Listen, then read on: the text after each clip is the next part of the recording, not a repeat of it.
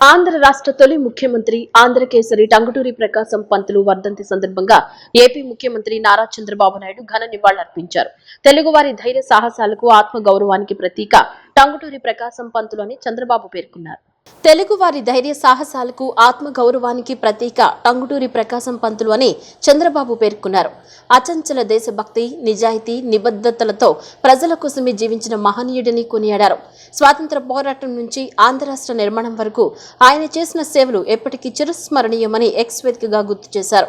ఈ మేరకు ముఖ్యమంత్రి కార్యాలయంలో ప్రకాశం పంతులు చిత్రపటానికి పూలమాలలు వేసి నివాళులర్పించారు. పార్లమెంట్ సభ్యులు కేశినేని శివనాథ్ పార్లమెంట్ సభ్యులుగా ఎన్నికైన తర్వాత కేంద్ర ప్రభుత్వంలోని ప్రతి పథకాన్ని ప్రత్యేకంగా ఫాలో అప్ చేస్తూ ఎన్టీఆర్ జిల్లా విజయవాడ పార్లమెంట్ పరిధిలోని 7 నియోజకవర్గాలకు నిరంతరం కేంద్ర నిధులు తీసుకొస్తున్నారని ఎమ్మెల్యే బోండా ఉమామహేశ్వరరావు పేర్కొన్నారు. స్వచ్ఛాంధ్ర స్వచ్ఛ సంరక్షణ కార్యక్రమంపై ప్రత్యేక దృష్టి సారించి ప్రతి 3వ శనివారం నియోజకవర్గాల్లో కార్యక్రమాలు నిర్వహిస్తున్నామని తెలిపారు. అలాగే 15వ ఫైనాన్స్ కమిషన్ నిధులు కూడా ఎంపీ నిరంతర కృషితో క్రమం తప్పకుండా విడుదలవుతున్నాయన్నారు. ఎంతో కాలంగా ప్రధాన సమస్యలుగా ఉన్న ఆర్ఓబీలు, ఆర్యూబీల నిర్మాణ పనులపై ఎంపీ కేశినేని చిన్ని నిరంతరం మానిటరింగ్ చేస్తూ అధికారులతో సమన్వయం సాధించడం వల్ల 216 ఆర్యూబీ, ఆర్ఓబీ పనులు సాధ్యమయ్యాయని బోండా ఉమా తెలిపారు.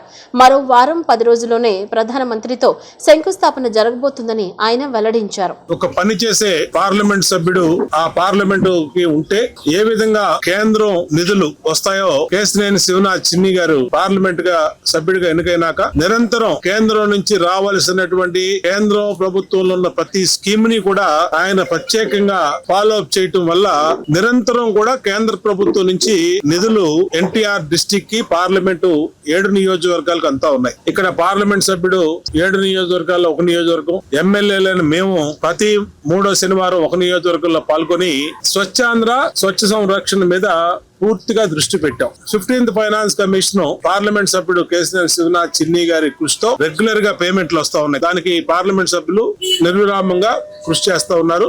అలాగే ఇక్కడ ఈ నియోజకవర్గంలో ప్రధానమైన సమస్యలు ఆర్ఓబీలు, ఆర్యూబీలు. 316 ఆర్ఓబీని శివనాథ్ గారు కంటిన్యూ మానిటరింగ్ చేయటం, మరి మేము వెళ్ళి అధికారులతో మాట్లాడతాం, ఆయన నేను వెళ్ళి దాని వల్ల అది సాధ్యమైంది. ఇంకొక వారం 10 రోజుల్లోనే ప్రధానమంత్రి గారి చేతుల మీదుగా దాని శంకుస్థాపన చేసుకోబోతా ఉన్నాం. ఇక్కడ మేము పాల్గొంటాం. దాంట్లో తాడేపల్లిలోని వైసీపీ కేంద్ర కార్యాలయంలో ఆంధ్ర రాష్ట్ర తొలి ముఖ్యమంత్రి స్వాతంత్ర సమరయోధులు టంగుటూరి ప్రకాశం పంతులు వర్ధంతి కార్యక్రమం ఘనంగా నిర్వహించారు. ఈ సందర్భంగా మాజీ ముఖ్యమంత్రి వైసీపీ అధ్యక్షుడు వైఎస్ జగన్ ఆయన చిత్రపటానికి పూలమాల వేసి నివాళులర్పించారు. అనంతరం ఆంధ్రప్రదేశ్ బ్రాహ్మణ సంఘం ప్రతినిధులు వైఎస్ జగన్ ను కలిసి రాజధానిలో ప్రకాశం పంతులు స్మృతి వనం ఏర్పాటు చేయడంతో పాటు శాసనసభ ప్రాంగణంలో ఆయన విగ్రహాన్ని ఏర్పాటు చేయాలని వినతి పత్రం అందజేశారు. దేశ స్వాతంత్ర పోరాటంలో ప్రకాశం పంతులు సేవలు భావితరాలకు ఆదర్శంగా నిలవాలని వారు కోరారు. వారి విజ్ఞప్తిని తప్పకుండా పరిశీలించి అధికారంలోకి వచ్చిన వెంటనే అవసరమైన చర్యలు తీసుకుంటామని వైఎస్ జగన్ హామీ ఇచ్చారు. దీంతో బ్రాహ్మణ సంఘం ప్రతినిధులు ఆయనకు ధన్యవాదాలు తెలిపారు. స్వర్ణాంధ్ర స్వచ్ఛాంధ్ర స్వచ్ఛ భారత స్ఫూర్తితో ప్రభుత్వం స్వచ్ఛ రథాన్ని అమలు చేస్తోందని కలెక్టర్ డాక్టర్ జి లక్ష్మీషా తెలిపారు. మరో అడుగు ముందుకేసి స్వచ్ఛ పదం కార్యక్రమాన్ని ప్రతి బుధవారం నిర్వహిస్తున్నట్లు, విస్తృత ప్రజా భాగస్వామ్యంతో స్వచ్ఛ కార్యక్రమాలను విజయవంతం చేసేందుకు కృషి చేస్తున్నట్లు తెలిపారు. Collector Lakshmisha ZP CEO doctor J అరుణతో కలిసి విజయవాడ గ్రామీణం పాతపాడు పంచాయతీరాజ్ శాఖ ఆధ్వర్యంలో నిర్వహించిన స్వచ్ఛ పదం కార్యక్రమంలో పాల్గొన్నారు.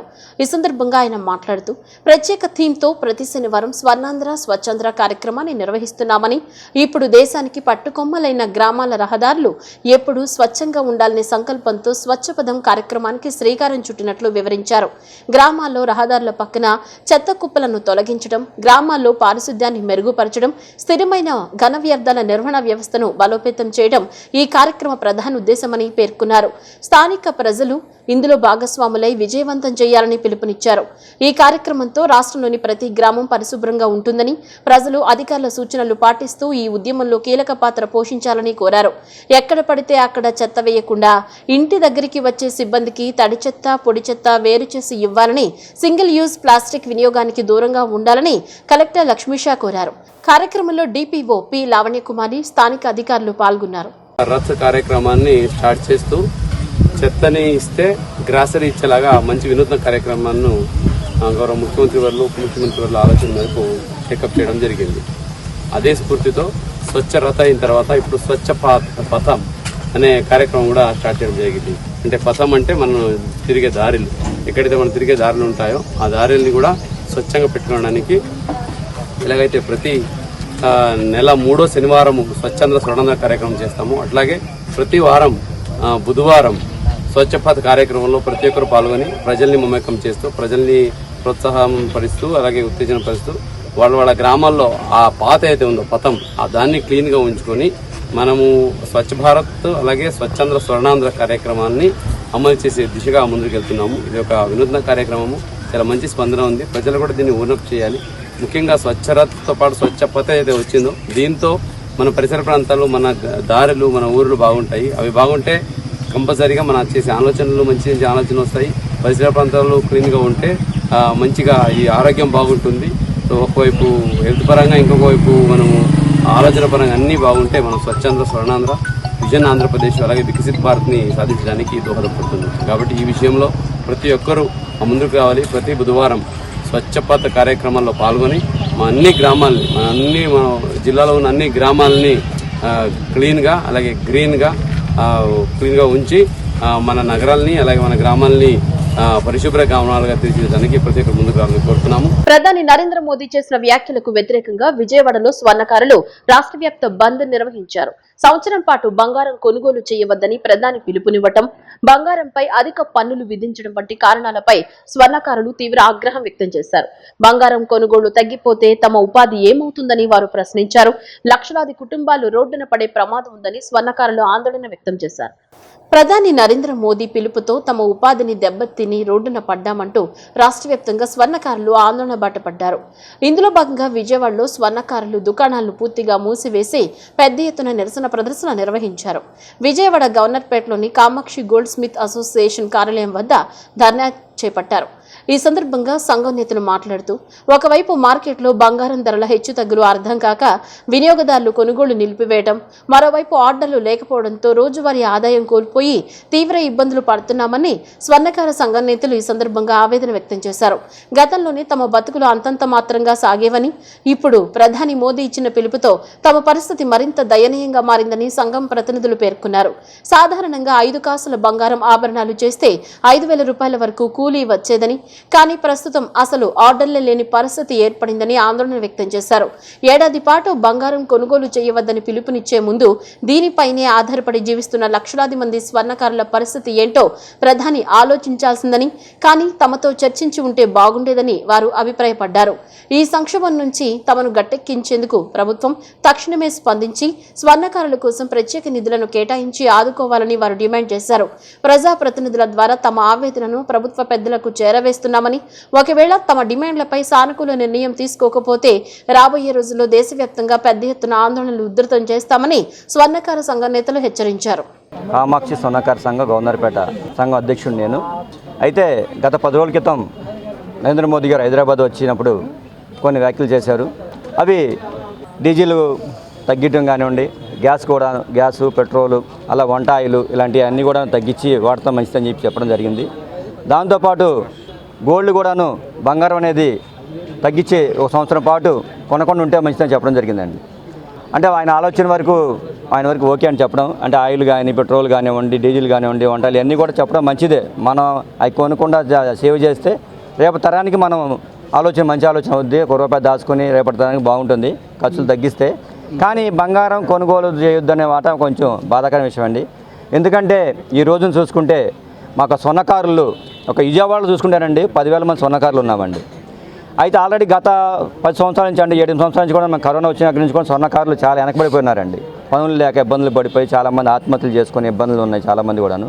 అలాంటి తరంలో ఇలాంటి మోదీ గారు ఇలాంటి వ్యాఖ్యలు చేయడం వల్ల మరికొంత పర్సెంట్ కూడా బంగారు ఉనికిని కోల్పోతున్నాం మేము. అయితే ఇలాంటి వ్యాఖ్యలు చేసే ముందు మన ప్రభుత్వం మా ఒక స్వర్ణకారులకి ఏదన్నా మంచి ఆలోచన కలిగించి, లేదంటే కనుక మన రాష్ట్ర వ్యాప్తంగా స్వర్ణకారులు సొసైటీలు ఉన్నాయండి, వాళ్ళ పెద్దలను పిలిచి కానివ్వండి మనకి ప్రకటన చేస్తున్నాము, దీనివల్ల మనకి ఇబ్బందులు ఉన్నాయా అని ఒకసారి ఆలోచన చేసి నలుగురిని కూర్చోబెట్టి మాట్లాడి ఇలాంటి వ్యాఖ్యలు చేసే ముందు చేస్తే బాగుంటుందని ఆలోచన బాగుంది. కానీ ఆయన అలాంటి ఏం లేకుండా డైరెక్ట్గా మనం వచ్చినప్పుడు బంగారం కొనొద్దని చెప్పడంతో చాలామంది కస్టమర్లు కూడాను కొనటం మానేశారండి. మా స్వర్ణకారులు పనులు లేవు ఇప్పుడు ఈ రోజున. లేకపోవడం వలన ఈ రోజున రాష్ట్ర వ్యాప్తంగా మేము బంద్ ప్రకటించామండి. దాదాపు కొన్ని వేల మంది స్వర్ణకారులు రోడ్డు ఎక్కామండి ఈ రోజున మేము సమ్మె చేయటానికి. ఎందుకంటే ఏమండి డిమాండ్స్ అంటే ఏం లేదండి, మా ప్రభుత్వం మమ్మల్ని ఆదుకోవాలండి. ఇలాంటి వ్యాఖ్యలు చేసే ముందు ప్రభుత్వాన్ని ఆదుకుంటే బాగుంటాయి. అంటే ప్రభుత్వం ఇప్పుడు ఉందనుకోండి, మేము స్వర్ణకారులకి ఏంటి అంటే స్వర్ణకారులు బతకాలంటే ఏం చేయాలండి? మేము పని కావాలంటే ఇప్పుడు మీ వ్యాఖ్యల వల్ల కస్టమర్లు రావడం లేదు. అంటే అప్పుడు మా ప్రభుత్వం ఏం చేయాలి? మాకు ఈయన కొన్న గోల్డ్ అబ్బులు లాంటివి కానివ్వండి, లేదంటే ప్రభుత్వం నుంచి తక్కువ వడ్డీతో రుణాలు ఇచ్చేసి మా పనులు ఏదో రకంగా పనులు సాగించుకోమని చెప్పడం కానివ్వండి, మా కుటుంబాలు గడిచేయండి. కానీ అలాంటి ఏం లేకుండా ప్రభుత్వం ఇలా చేయడం వల్ల మా స్వర్ణకారులు రోడ్డు పడ్డామండి. మా స్వర్ణకారులకి ఈరోజు పని లేపడం వల్ల ఆత్మహత్యలు శరణం అవుతుందండి. మా స్వర్ణకారులు ఆల్రెడీ చాలామంది కూడా ఇబ్బంది పడుతున్నారు, బయట వేరే పనులకు వెళ్ళిపోతున్నారండి. ఈయన వాచ్మెన్ కానివ్వండి, ఆటో తోలుకోవడం కానివ్వండి, ఇవన్నీ కూడా ఇలాంటివన్నీ లేకుండా ఉంటే మరి ప్రభుత్వం మమ్మల్ని ఆదుకోవాలని మేము కోరుకుంటున్నామండి. ప్రభుత్వం అంటే ఇప్పుడు చాలామంది చేతివృత్తులని ప్రభుత్వం ఆదుకుంటుందండి, కానీ మా స్వర్ణకారులను ఏ ప్రభుత్వం కూడా పట్టించుకునే దాఖలాలు లేవండి, ఏ దాఖలు లేవు ఇంతవరకు కూడా. ప్రభుత్వం గోల్డ్ పన్ను బంగారు పని అంటే ఇది గొప్ప అనుకుంటుంది గవర్నమెంట్, కానీ బతకలేక బడిపొందులని గతంలో, కానీ ఈ రోజున బతకలేక బంగారు పని అయిపోయాడండి ఈ రోజున. ఎందుకంటే ఎక్కడిదని డొక్కాని పరిస్థితి మా బంగారు పనుల వరకు ఉంది. కాబట్టి మా ప్రభుత్వాన్ని మమ్మల్ని ఆదుకోవాలని సూచిస్తున్నామండి. కేంద్ర రాష్ట్ర ప్రభుత్వాలు ఈ నెల 19 నుంచి 30వ తేదీ వరకు రాష్ట్రంలో తీవ్రమైన ఎండలు వడగాల్పులు ఉంటాయని తీవ్ర హెచ్చరికలు జారీ చేశాయి. ఈ నేపథ్యంలో జిల్లా యంత్రాంగం అప్రమత్తమైంది. స్వచ్ఛంద సంస్థలు, వ్యక్తులు, అసోసియేషన్లు ముందుకు వచ్చి ప్రధాన కూడళ్లలో, బస్టాపుల వద్ద ప్రయాణికుల కోసం చలువ పందిళ్లు, మజ్జిగ, మంచినీటి సౌకర్యం ఏర్పాటు చేయాలని అధికారులు కోరారు. వాతావరణ శాఖ సూచనల ప్రకారం అత్యవసర పనులు ఉంటే తప్ప ఉదయం 11 గంటల నుంచి సాయంత్రం 3 గంటల వరకు ప్రజలెవరూ బయటకు రావద్దని హెచ్చరించారు. వృద్ధులు, చిన్నపిల్లలు, గర్భిణీలు మరింత జాగ్రత్తగా ఉండాలని సూచించారు. వడదెబ్బ లక్షణాలు కనిపిస్తే వెంటనే దగ్గరలోని ప్రభుత్వ ఆసుపత్రికి తరలించాలని సూచించారు. బులెటిన్లో షార్ట్ బ్రేక్.